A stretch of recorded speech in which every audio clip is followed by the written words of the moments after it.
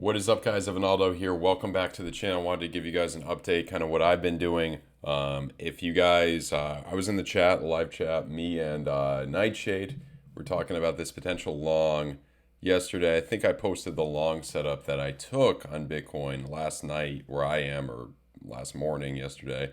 If you're on in the western side of the world, but a really good trade. This was pretty degenerate. Be careful. I mean, sometimes when you take profits like I have done and put them into a trading account on your to kind of taking profits based on how the macros looked. This is the first time I've taken major profits out of spot holdings in a while.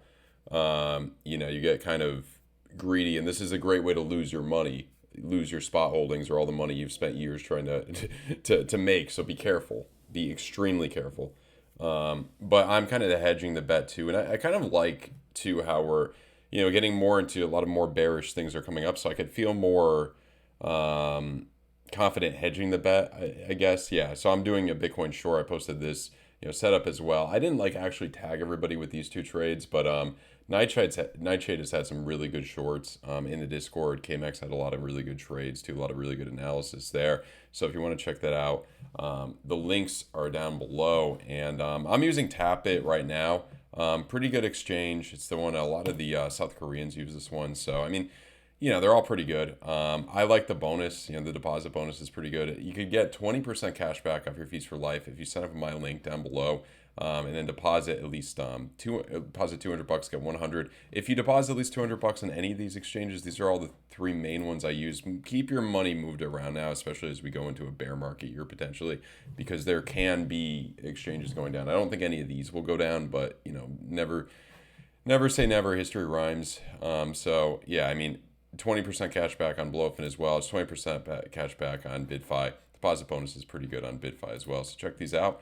And remember, if you deposit at least $200, open a support ticket in Discord with your email or UID, and we'll give you one free month there. So, yeah, that's what I'm looking at right now, kind of hedging the bet with the short a bit. And the reason for that, we'll talk about the short term just a little bit first here, and then we'll get into kind of the more macro for people who aren't really into trading. Now, this trigger wave that may form, it is the weekend. Be careful. Maybe the catalyst that breaks us downward. I mean, generally, you're either going to, eventually break upward or eventually break downward here. Yes, price will either go up or down eventually. Genius. But yeah, I mean, that area 96 could be some support there before you get down to lower areas. The big, and then in the short term, I mean, money flow kind of coming up on some of these time frames. It's not looking terrible. It's looking kind of neutral. Yeah, it's a weekend. I wouldn't expect anything too crazy to happen. But sometimes as you get into more bearish areas, you see kind of a deeper anchor wave right here. You're trying to potentially jump higher, but that money flow could go deeper. So I don't know if I would give this too much credence. But the other thing too, and we get into a little bit more of the macro, when you look at, I mean, this line, and everybody's been, a lot of the, you could take anything bullish or bearish if you look deep enough, but it's also a spider line, and also kind of a parallel channel, or a whatever you want to call it right here. And your technical target would be somewhere, if you were to lose kind of this area, would be somewhere around low 70s, low to mid 70s or something. So I would think if you were to break down to 94, 96, you'd eventually end up, in the coming months, mid next year, probably in quarter one, I would even guess 70K, something of that nature. And then we could talk about, potentially if if you go down to kind of your 70K or whatever, March, April, something like that, or even lose that, go down to, I think a big point is really, when you look at this cycle, it's more like 2019 in a sense, because in mid 2019 or later 2019, they ended QT, just like they were ending QT on December 1st. Then you had 6 months of bearishness, and you were kind of bullish into that ending of QT. So if you do something of that nature, from when we kind of end, let's say we're approximately, you'd be looking at May, June, which kind of would make sense, and on the macro kind of definitely would make a lot of sense coming down to 59. I think that's a really good deal. That's a really good deal. And, with all the institutions, I think there's an argument to make for that. Maybe only a 50% correction instead of, your typical 80 or 70% correction. I would say probably worst like absolute worst case scenario, if you wanted to, and this would probably involve some institutions getting spooked and, probably some shadier stuff going on. Everyone's going to be screaming manipulation, but probably like 35K would be like worst case scenario. I know, the thing too is like, oh man, like I feel like the culture is just not good right now. Like, I mean, crypto Twitter is always ridiculous, but there's people talking about going long on leverage, buy more on leverage, right here. I'm like, I mean, is that really the most logical thing to do? Especially like, yeah, I guess somebody just who just got into crypto right now and they're greedy. It's just such a greedy thing to do. Like, okay. I mean, you're trading. This is technique. This takes a while to learn all that. But like those people just blindly going on these exchanges, buying on low leverage and just trying to ride it up, like that very rarely works. And then by time it's actually a good time to do that, it's you're usually out of money or too afraid to. You know what I mean? Nobody wanted to do it back here, and you do have to, there's fees and other things of that nature. But, I mean, I do think that we, in all likelihood, are still overheated and probably will head down in the coming months. That's what I would argue here. So that's kind of Bitcoin. I'm hedging the bet. I think this is a good play right here. Locked in profit, stop loss set the entry point, and then going short right there. If we look at Ethereum now. The thing with Ethereum here is, it looks pretty bearish. If you want to panic sell, I don't, this is not any type of advice, but if you're going to panic sell, it makes sense to kind of panic sell here because of these very, very, very rare bearish signs. I did not sell here at this area. I probably should have, but, by the time I would have been able to get out, it may have only been at 2,000. So at that point, it wouldn't have made as much sense. And I thought that I knew that ETH, well, not new, but I really thought that ETH had more in it than just going up to 4,000. I thought there was more in her. But now, kind of my low was, the old all-time high. And then it looks like that more bearish, bad case scenario is kind of, playing out.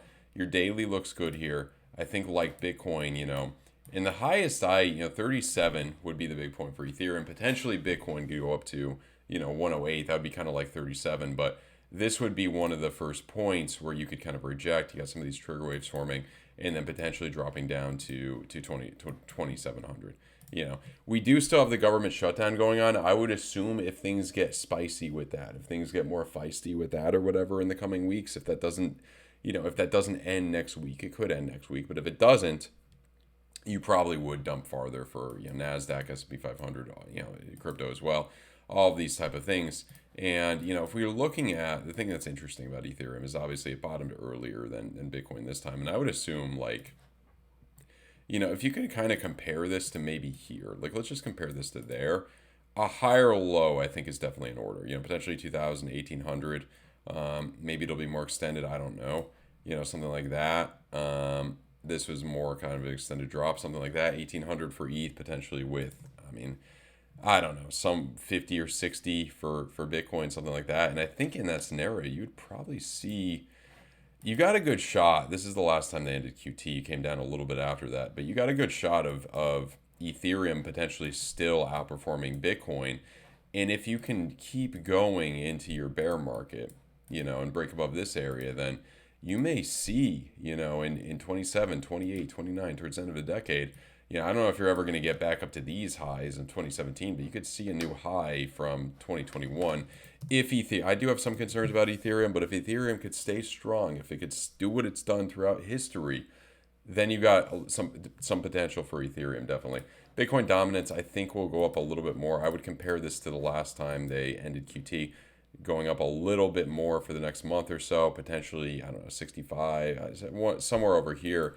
And then potentially dropping down on, I'm trying to, maybe a trigger wave to the downside in the weekly. I don't know, something of that nature. It does look really overheated on the 3 weeks, so there is that potential. And let's get into what everybody's been talking about. Zcash. I don't know if you guys saw who their CEO was. They were posting that on X. I think that could be kind of a sell signal. You see odd stuff like that, and that's one of my theories when you see people like that.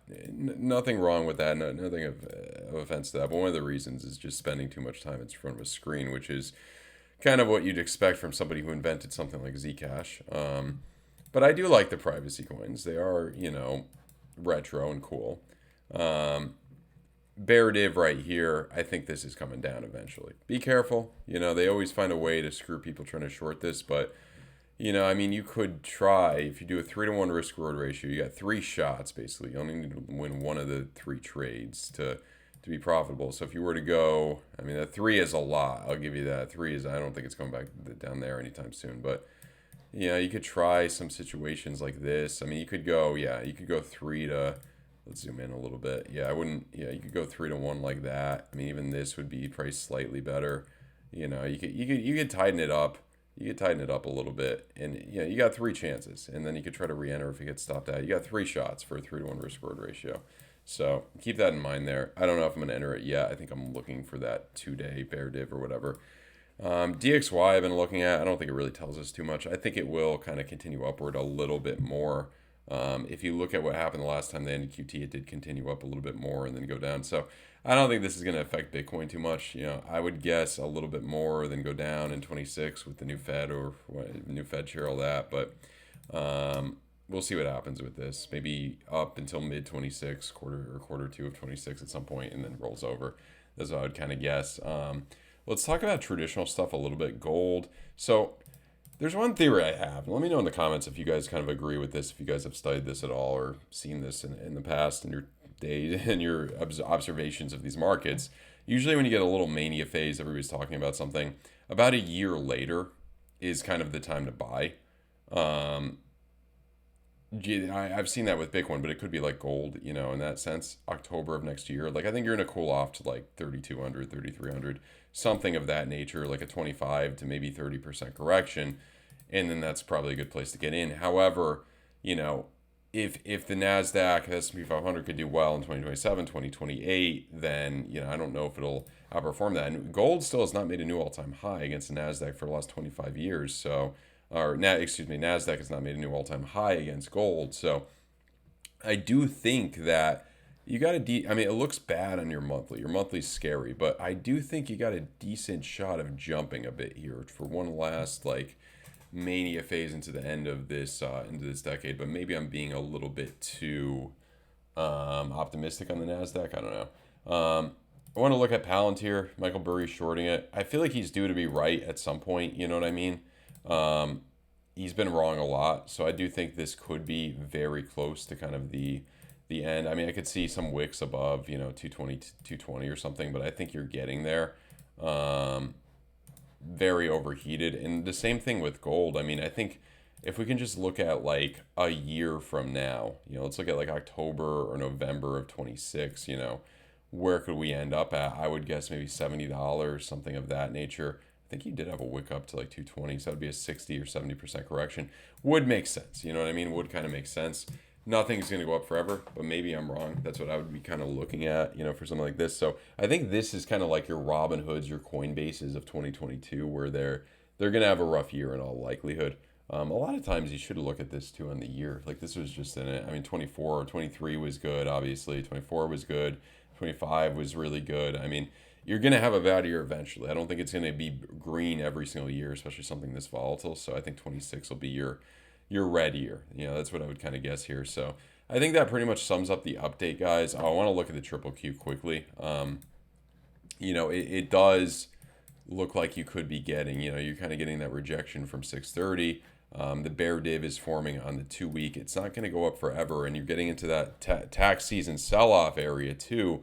So I would argue, you may see some jumps here, but you definitely could go down lower. And the big place that I would kind of guess here, 540 would be a, 15% drop. Now, let's look at this. 2022 was a complete nightmare. I mean, 2022, you came down 37%. Let's say it's a little less than half of that. That would be 16% on the year or something. So if we came down 16%, overall next year or something, a slightly negative year, but not too bad. Well, 16% is still something, but these kind of areas I think you would hit at some point, like this kind of big area right here. You could lose that too, 500, but I think you need a kind of cool down here. You just look at how this kind of works. You need to cool down at some point. I mean, can we jump higher into the end of this year? Sure, anything's possible, but I think you're getting to the point where we kind of really need to cool down. The other thing too that's interesting, and I probably sound really old and crazy talking about this type of stuff, but if you look at It's still bled against Berkshire Hathaway for since July of 2020. It's done well against it, but now you're getting that kind of drop there. And if we look at the inverse of this, and the reason Berkshire Hathaway looks like the best thing right now against, I mean, this is subject to change, who knows, but it looks like the best thing right now against the SPY, the NASDAQ, and all that. It's hard to find something that, I know it just keeps bleeding here, against the NASDAQ, but it's hard to find something that if you really zoom out against the S&P 500 has outperformed it so much over the last like 40 years. And I think in these bear market years, this could be, say, it's half bond, so it could be something that does pretty well. That monthly two coming into the green, so we'll see what happens. I think it's a safe bet, that could potentially outperform Bitcoin a lot over the next 6 months. And if you can outperform Bitcoin by, and same would be said for the S&P 500 and all that. But if it can outperform Bitcoin by just, you look at 2019. Let's compare it to kind of 2019. That's 200%. So if we can do 200% would be to this level. If you can kind of get to this level here, like that's a big jump. That's a big jump. Even if you could just double, the potential Bitcoin that you converted into this, not financial advice, just what I'm doing. If you can kind of double that, then, say you had 1 Bitcoin, then that's 2 Bitcoin. Bitcoin peaks at the end of this, decade at 300-400 or something. You're close to $1 million. And if you could put more, later on or whatever, you know what I mean? Then there's that kind of potential, kind of the pattern that these things run. I mean, I think the kind of concerns too I just want to look at the S&P 500 versus, Ethereum, because this has outperformed Ethereum for a while too. Now, the interesting thing here is if we look at that drop after they ended, QT last time, 240% jump for SPY versus ETH. If you were to do something of that nature again, you'd get to a higher high there, but then you'd fall over. So if ETH survives and is still can do very well, in the next bull run or whatnot, then you'd be looking at something of this nature and potentially outperforming into the end of the decade or something. If my hypothesis of ETH potentially outperforming Bitcoin, for the next 6 months is true. If that doesn't happen, then there's definitely more concerns here. But in the short term, I would say it looks pretty bullish against Ethereum. And then I think the 3-week is usually, some of these higher waves in the 3-week probably. I mean, in 2020, it was 2020 right there. You just wanted that wave, so maybe the next wave on the 3-week could be a good conversion back into Ethereum, conversion back into Bitcoin. So that's what I'm looking at right now, guys. Here are the latest trades. If you guys are interested in trading, check out the Discord down below. It's got the stop losses and all that. I'll see you guys really soon. Goodbye.